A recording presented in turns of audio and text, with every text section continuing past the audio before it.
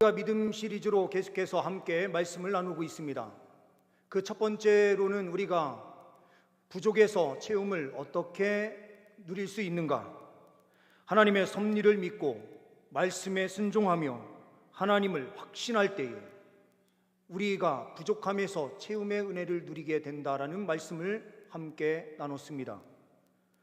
두 번째 시간으로는 불신에서 확신이라는 제목으로 우리가 불신에서 확신으로 나아가기 위해서는 말씀에 대하여, 또한 우리에게 주신 구원에 대하여, 성령의 능력에 대하여 확신할 때에 우리의 삶에는 능력으로 충만하고 구원에서 흔들리지 않는다라는 사실을 우리가 말씀을 통하여 확인했습니다. 오늘은 세 번째로 실패에서 성공으로 나아가기 위한 그 걸음은 어떻게 나아가야 되는지 우리가 말씀을 통하여 함께 나누려고 합니다.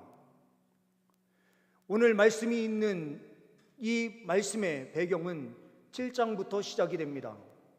여호수아 7장에서 이스라엘 백성들이 여리고성을 점령한 이후의 사건이 기록되기 시작하는데요, 정탐꾼을 뽑아서 정탐꾼을 아이라고 하는 성으로 보냈는데, 그 성에 가서 정탐하고 돌아온 그 보고자들이 이렇게 이야기를 하는 것입니다. 그곳은 아주 작고 사람도 몇 명 없습니다. 그 작은 성에 우리 많은 사람들이, 온 백성들이 가는 그 수고를 하지 말고 2-3천 명만 뽑아서 나아가도 충분히 이길 것 같습니다. 이렇게 이야기를 하게 됩니다. 그 이야기 보고를 들은 여호수아는 3천 명을 뽑아서 3천 명을 보내게 되는데, 이 3천 명이 앞에 서 있던 36명이 죽는 모습을 보면서 도망치듯 그냥 주랭랑을 치면서 후퇴한 사건이 7장에 기록이 돼요. 이 원인이 무엇인가? 우리의 실패 원인은 도대체 어디에 있는가? 그 원인을 찾기 위하여 여호수아는 장로들과 함께 옷을 찢고 재를 뿌려 엎드렸어요. 그때에 하나님께서 그들에게 응답을 하시는 것입니다. 하나님께 온전히 드리기로 약속되어 있었던 그 언약의 장소인 여리고에서 한 사람이 온전하게 드리는 그 자리에서 하나님 것을 훔쳐갔다, 가져갔다, 이렇게 말씀하시는 것입니다. 그랬더니 하나님께서 내일 이맘때에 지파별로, 족속별로, 가족별로 나오게 해서 그 한 사람의 가족이 뽑히게 되면 그 가족에 범죄를 저지른 자가 있다, 이렇게 말씀을 하신 겁니다. 이 이야기를 듣고 여호수아는 백성들에게 선포를 하는 것입니다. 내일 너희들은 지파별로, 족속별로, 가족별로 나오게 될 것이다. 하나님께 드리기로 약속되어 있었던 그 언약의 그 과정에서 여리고성을 점령하는데 너희들의 힘, 너희들의 능력이 아니라 하나님의 전적인 은혜로, 하나님의 역사로 그 여리고성이 함락되는 그 자리에서 너희들은 아무것도 취하지 말고 모든 것을 여호와께 드려라. 하나님께서 행하신 그 일에 기쁨으로 감사하면서 그 안에 있는 것은 아무것도 취하지 말라. 그렇게 명령하신 이유는 이 전쟁이 살육을 위하여 시작한 전쟁이 아니라 하나님의 거룩함을 드러내고 하나님의 일하심을 드러내야 될 전쟁이었기 때문에 그것을 통하여 그 어떠한 이익도 너희들이 취하지 않는다라는 것을 선포하라라는 명령이 있었던 것이었습니다. 그런데 여호수아서 7장 21절의 말씀을 보게 되면 21절 말씀에 이렇게 말씀하고 있습니다. 내가 노력한 물건 중에 시날산의 아름다운 외투 한 벌과 은 200세겔과 그 무게가 50세겔 되는 금덩이 하나를 보고 탐내어 가졌나이다. 보소서, 이제 그 물건들을 내 장막 가운데 땅속에 감추었는데 은은 그 밑에 있나이다 하더라.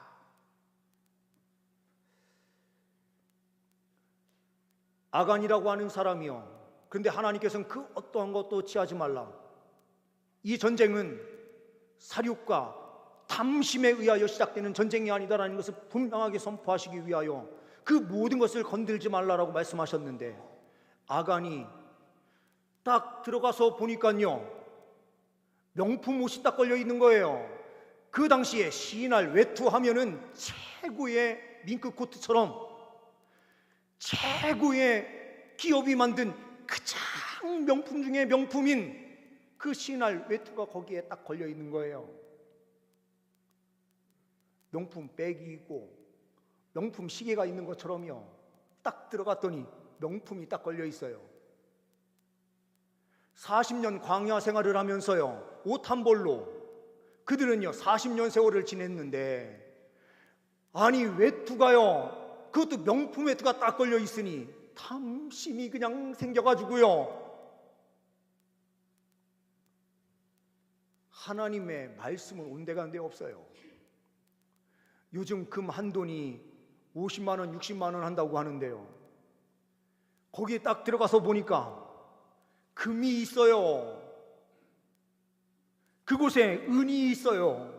이거를요 아무도 보지 못할 거야 하면서요 딱 숨겨서 다른 데 놓으면은 없어질 수 있으니 자기가 사는 집 안에 장막을 딱 치고 있는 집 밑에다가요 흙을 파서 그 밑에다가 딱 숨겨놓고 없는 양, 아무도 사람들이 안 봤으니까 딱 이렇게 생각하고 있는데, 이게 웬 것입니까? 60만의 군사가 있고 함께하는 가족들이 있는 200만이 넘는 이 이스라엘 백성들의 한 사람의 행동을 하나님께서 딱 보시고 계셨네요. 하나님께서 그걸 보시고 하나님께서요 아이성을 치는데 교만함이 들어가게 하시고 그 가운데 쓰러지고 넘어지게 하셨던 거예요.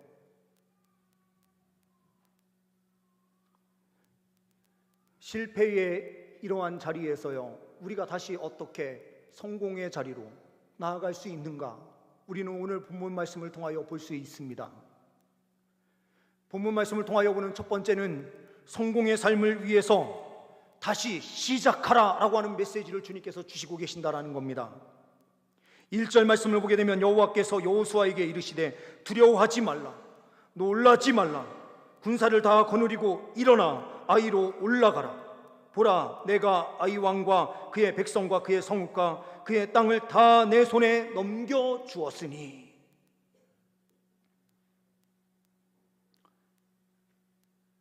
하나님께서요 이스라엘 백성들에게 말씀하시는 겁니다.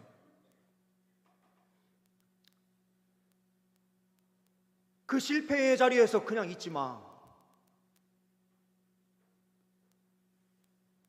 다시 일어나서 아이성으로 가라, 이렇게 말씀하세요.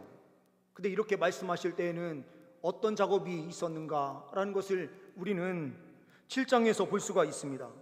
7장 25절 26절 말씀을 보게 되면 이렇게 말씀이 기록되어 있습니다. 여호수아가 이르되 내가 어찌하여 우리를 괴롭게 하였느냐, 여호와께서 오늘 너를 괴롭게 하시리라 하니 온 이스라엘이 그를 돌로 치고 물건도 돌로 치고 불사르고 그 위에 돌무더기를 크게 쌓았더니 오늘까지 있더라. 여호와께서 그의 맹렬한 진노를 그치시니 그러므로 그곳 이름을 오늘까지 아골 골짜기라 부르더라. 아골 골짜기, 아골이라는 뜻은 고난이라는 뜻이에요. 아골 골짜기에서 어떻게 했습니까? 그 범죄를 저지른 사람에게 돌을 던져서요 돌무더기를 쌓아서 그를 죽이는데, 자기와 함께하던 40년 세월 동안 함께하고 있었던 가족 가운데 한 일원이었던 이 아간을 죽이는데요, 누가 기쁨으로 죽일 수 있습니까? 돌을 던지면서도요 피눈물을 흘렸겠죠. 그러니 그 장소는요 고난의 장소예요. 이스라엘 백성들이 이 한 사람을 죽이는 것으로요 어떤 체험을 하느냐, 죄의 결과는 반드시 죽음이 따르는구나라는 것을 알게 된 거죠.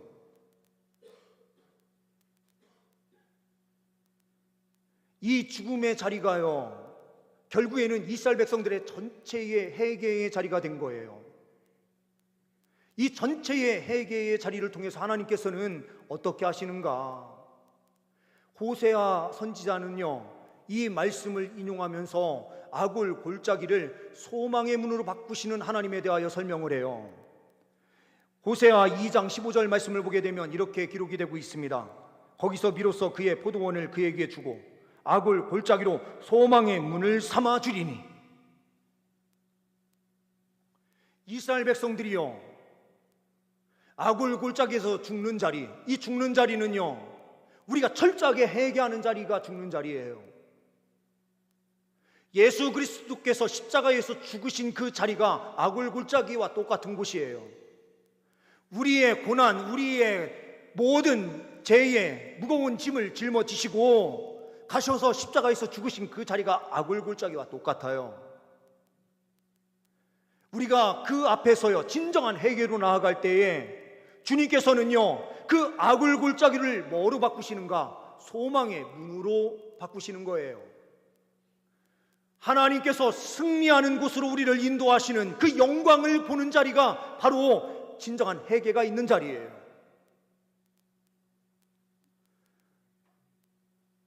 제가 몇 번 말씀을 드리지만 제가 대학을 재수했거든요. 재수할 때 이 기분을 아무도 모르실 거예요. 재수를 해보신 분만이 아시는 거죠.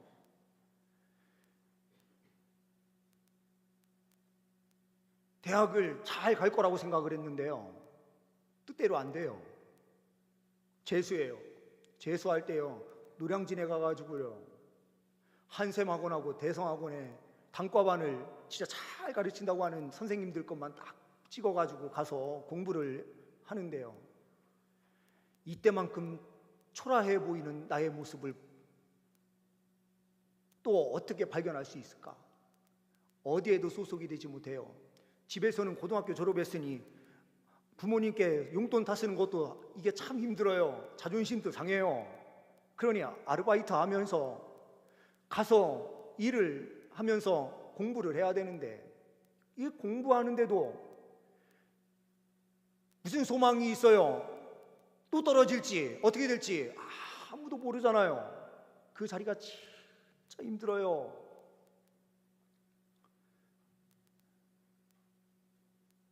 그런데 지금은 우리가 시간을 돌아보면 그까짓 거 한 번 떨어지는 거 아무것도 아니잖아요. 어른들 돼서 뭐 한 번 떨어진 거 보면은 그 아무것도 아니잖아요. 그 1년이 뭐 빨리 대학 한 번 더 간다고 1년 빠르게 간다고 그 인생이 정말 뭐 엄청나게 바뀌는 것도 아니잖아요. 어차피 1년 뒤에 가도 큰 문제가 없잖아요. 그런데 그때 마음은요, 이 실패라고 하는 것을 경험하면서요, 쓴맛을 보면서요, 얼마나 고통스러운지 몰라요. 대학 생활을 하면서 하나님의 은혜에 감사하면서 달려가야 되는데요, 이거는 감사의 삶은 없이요, 대학이 그냥 대학 생활 자체가 좋은 거예요. 그래서요, MT 가고 주일날 놀러가는 모든 곳에 제가 앞장서서 다 끌고 다니는 거죠. 그러다가 신학대학원은 그냥 원서만 쓰면 되는 거라고 생각했는데 이게 웬걸이요, 서울대생들도 떨어진다는 거예요. 15일 공부하고 시험을 쳤는데 당연히 떨어지죠. 떨어지는 게 당연하죠. 신학대학원도 재수했습니다.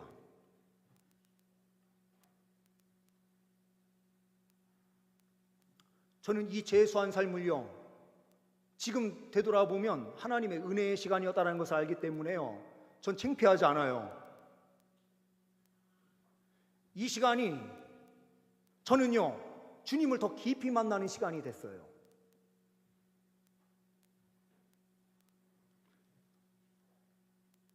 그런데요, 실패할 때는 그 실패가 전부인 것처럼 생각이 들거든요.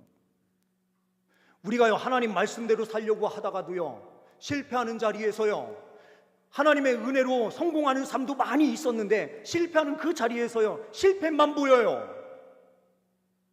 그러니 요즘 수많은 사람들이요, 삶을 자기가 결정하면서 등을 지고 떠나는 이런 많은 연예인들이 있고요, 많은 사람들이 존재하는 이유가 뭡니까? 실패가 전부인 것처럼 착각하기 때문에 그래요. 그런데 하나님께서는요, 이 실패한 이스라엘 백성들을 향해서 무엇을 말씀하십니까? 너희들은 악을 골짜기에서 철저하게 회개했고 그의 죄에 대한 결과가 무엇인지를 너희는 봤으면 이제 회개했으니 하나님의 긍휼과 자비와 은혜가 너희들의 삶 가운데 어떻게 임하는지 봐라. 실패의 자리에 그냥 있지 말고 일어나 아이성으로 다시 나아가라. 다시 시작하라. 주님께서 말씀하시는 거예요. 우리 성도님들 말씀대로 살다가 실패하는 자리에서요, 자꾸 그냥 그 자리에서만 있지 마세요. 회개하고 하나님의 은혜를 구했으면 하나님께서는요, 보혈의 은혜로 깨끗이 씻어주시는 거예요. 그러면요, 다시 믿음의 사람은 실패의 자리에 그대로 있는 사람이 아니고요, 하나님의 사랑의 말씀을 부여잡고 다시 일어서서요, 전진하는 그 신앙으로 달려가는 사람이 그리스도인이에요. 주님께서는 우리를요, 실패자로 만드시는 분이 아니십니다. 반드시 성공의 자리로, 저 천국의 영광을 누릴 수 있는 그 성공을 우리의 삶 가운데 허락해 주시는 분이세요. 절대로 낙심하지 마십시오. 주님께서 계획을 가지시고 우리의 삶을 인도하십니다. 그러니 우리는 두 번째로요, 이 성공적인 삶을 이루기 위하여 일어서야 되는데, 그 두 번째는 그러면 일어서서 다시 시작한다면 어떻게 나아가야 됩니까? 두 번째로 성공의 삶을 위해서 온전히 순종하라, 이렇게 말씀을 하시고 계십니다. 2절 말씀을 보게 되면 너는 여리고와 그 왕에게 행한 것 같이 아이와 그 왕에게 행하되 오직 거기서 탈취한 물건과 가축은 스스로 가지라. 너는 아이성 뒤에 복병을 둘지니라 하시니. 하나님의 전술에요, 순종하랍니다. 우리의 생각으로 생각할 때가 많잖아요. 한번 생각해 보세요.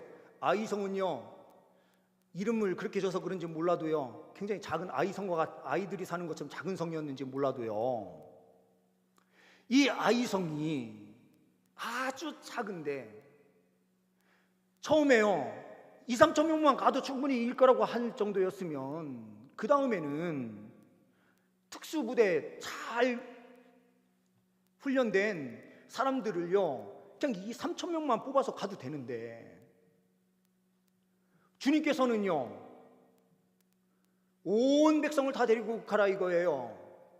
그러시면서 뭐라고 말씀하십니까? 지금요 2-3천 명만 가도 충분한데 하나님께서는 온 이스라엘 군사들을 데리고 가라라고 하는 것은 2-3천 명을 제외하고요, 전쟁에서 한번 실패한 사람들 잠깐 쉬어 이렇게 하고요, 60만 명이 다 같이 일어나가지고 딱 가서요 전쟁을 치르는데, 조그만 성을 함락하려고 하는데 명수가요 이스라엘이 훨씬 더 많잖아요. 그러면 매복을 할 필요가 뭐가 있어요? 당당하게 들어가서 전쟁에도 승리할 수 있을 것 같은데요. 근데 하나님께서는요 뭐라고 말씀하세요? 자존심 내세우지 말고 복병을 둬. 앞에서 치다가 뒤로 싹 빠지는 것처럼 해서 빠질 때 그 사람들이 너희 뒤를 치려고 막 올 거야. 그러면 복병을 그 안에 들어가서 그 성을 점령하라, 이렇게 명령을 하신 거거든요. 아니요, 우리가 가오가 있죠. 명수가 몇 명인데요, 그 조그마한 성을 점령하는데 복병까지 떠가지고요 전쟁을 치를 일입니까? 하면서요 하나님 말씀을 어기고요 내 마음대로 달려갈 수 있어요. 그런데 하나님께서는 이렇게 말씀하시는 겁니다. 하나님께서 말씀하신 전략에 철저하게 순종하라. 우리가요 우리 뜻대로 살려고 하면 실패해요. 중국에 가서 선교하던 영국 선교사인 허드슨 테일러라고 하는 선교사님이 계셨어요. 이분이요 하나님 앞에 늘 기도하면서 하나님의 뜻을 묻고 선교를 했는데, 하나를 버리지 못한 것이 있다면 그게 뭐냐? 중국에서 선교하면서요 나는 영국의 시민이다 라는 거예요. 그래서요, 영국의 신사같이 행동하는 거 절대로 포기 못해요. 그런데 엎드려서 기도하는데요, 하나님께서 말씀하시는 거예요. 너 그 양복 벗어. 중국인들이 입는 중국 그 옷을 입어. 이렇게 말씀하시는 거예요. 이 허드슨 테일러가요, 하나님, 저는 그래도 백인이고 자존심이 있는데요. 그런데 하나님께서는 아니다. 너 중국 옷 입어라. 그 다음 날부터 이분이 양복을 벗고 중국의 옷을 입고요, 머리를 기르기 시작했어요. 그랬더니요, 그 이전에 전도가 그렇게 되지 않던, 선교가 되지 않던 지역이 선교가 되기 시작하는 거예요. 많은 사람들이 주님께로 돌아오게 되는 거예요. 선교 전략, 자기 방법, 자기 뜻대로요, 우리가 계획을 하지만 하나님의 뜻에 순종할 때에 열매가 맺히는 거예요. 주님께서요, 주님의 백성들에게 하나님 말씀에 순종하라 이렇게 명령을 하십니다. 우리의 자존심 다 내려놓고 하나님께서 복병을 세워라 하면 복병을 세우고, 하나님께서 전쟁을 이렇게 하라 명령하시면 그렇게 전쟁하면 그리스도인은 100% 승리하게 되어 있습니다. 하나님 말씀 앞에 순종할 수 있는 우리 모두가 될 수 있기를 소망합니다. 마지막으로 세 번째로, 성공의 삶을 위해서 철저히 준비하라. 이 이야기는 다른 말로 바꾸면요, 철저하게 준비하라를 최선을 다하라로 바꿀 수도 있어요. 성공을 위해서요, 최선을 다하라. 3절 4절 말씀을 보게 되면은요, 이에 여호수아가 일어나서 군사와 함께 아이로 올라가려 하여 용사 3만 명을 뽑아 밤에 보내며 그들에게 명령하여 이르되, 너희는 성읍 뒤로 가서 성읍을 향하여 매복하되 그 성읍에서 너무 멀리 하지 말고 다 스스로 준비하라. 이거는요, 3만 명을 뽑아서 먼저 보내는데 이 3만 명을 어떻게 명령하고 있습니까? 다 준비해. 깨어서 준비하라. 여호수아는요, 철저하게 준비한 거예요. 최선을 다한 거예요. 자기가 할 수 있는 일에 최선을 다했어요.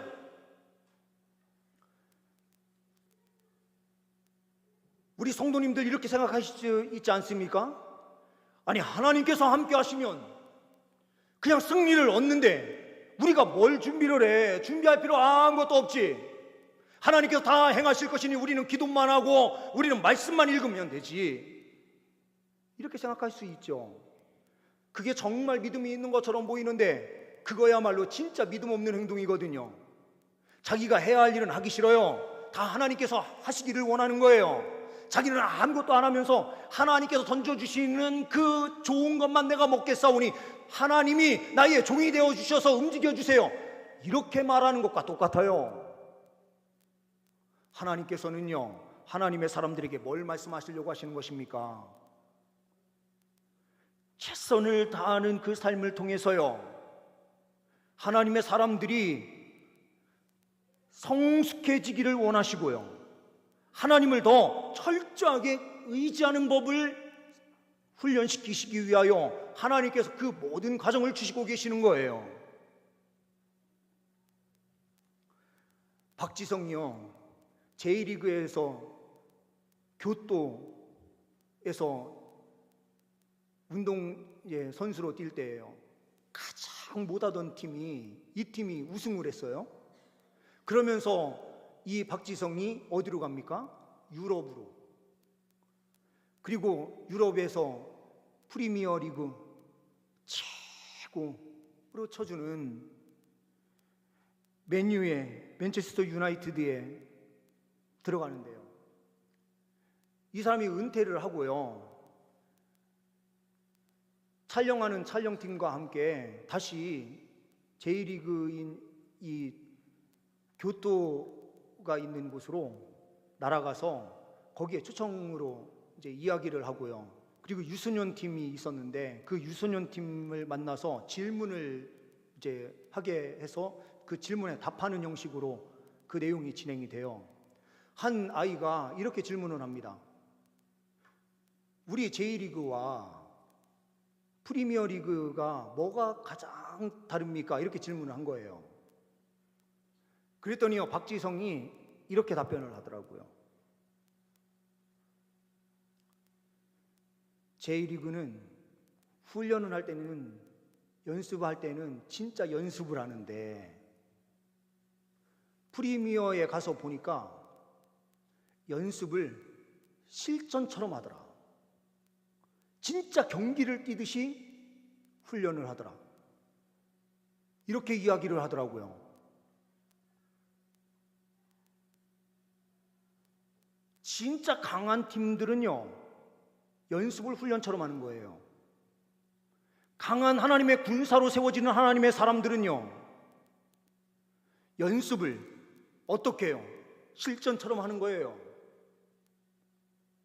이거는요, 삶에서 최선을 다하면서 하나님께 매달리고요, 최선을 다해서 그 삶을 살아내는데, 하나님과 동행하는 삶을, 나타내는 삶을 살라.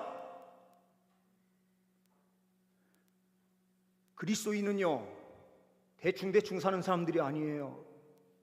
하나님께서 말씀하신 대로 우리는요, 하루하루를 최선을 다하는 삶을 사는 거예요. 하나님께서 우리를 구원하신 그 목적이요, 우리가 평안하게 그냥 아무것도 안 하는 자리에 두기 위하여 주님께서 우리를 구원하신 것이 아니라, 하나님을 뜨겁게 사랑하고 주님을 찬양하고 주님을 높이는 자리에 늘 항상 있도록 하기 위하여, 삶 속에 하나님께서 주신 목적, 소명을 반드시 부여잡고 그 길을 위하여 최선을 다하는 삶을 살도록 하시기 위하여 우리를 구원해 주신 거예요. 그럴 때에 천국에 들어가서도요, 우리가 해야 되는 그 본분, 하나님을 찬양하고 하나님을 예배하는 그 일에서도요, 최선을 다해서 예배할 수 있고 섬길 수 있는 거예요. 실패의 자리에 계신 우리 성도님들이 계십니까? 주님께서는요, 회개하고 하나님의 그 사랑을 힘입어서 다시 시작하면은 너의 인생은 반드시 실패에서 성공의 삶으로 변화될 것이다 말씀하세요. 그러면서 주님께서는 말씀하십니다. 그 삶 속에서 철저하게 순종하는 삶으로 나아가라. 그리고 하나님을 의지하되 하나님께서 주신 그 시간에 최선을 다해서 달려가면 하나님께서 너의 삶을 하나님 안에서 주시는 가장 큰 성공의 삶, 가장 영광스러운 하나님의 은혜를 누리는 그 천국의 삶이 너희에게 있을 것이다라고 말씀하십니다. 악오를 소망의 문으로 바꾸시는 하나님의 은혜의 역사를 우리 성도님들의 삶 가운데서 체험하시기를 간절히 소망합니다. 기도하십니다. 하나님 아버지, 감사합니다.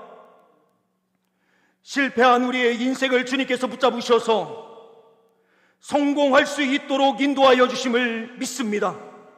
다시 시작하는 그리스도인들 되게 하여 주옵소서. 온전히 순종하는 그리스도인들 되게 하여 주옵소서. 철저하게 준비하여 순종하며 최선을 다하는 주의 백성들의 삶 위에 주님 영광을 주옵소서. 우리 주 예수 그리스도의 이름으로 기도하옵나이다. 아멘.